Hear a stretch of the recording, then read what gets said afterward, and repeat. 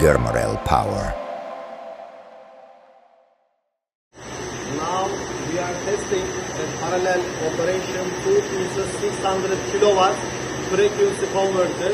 Input is 400 volts, 50 hertz, output 440 volts, 60 hertz. Our converters, as you see here, the load sharing, this one is 90 kilowatts and the other one is 88 kilowatts. It's sharing the load. So it is special produced for harbor, for a navy in Europe.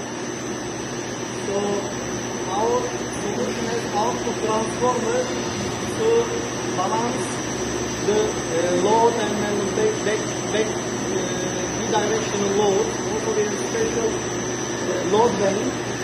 When the motor brake occurs, it is to consume all this feedback energy.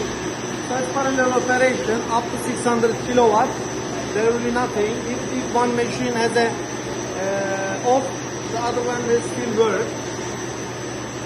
Up to 150% load, the machine can work up to 1 minute.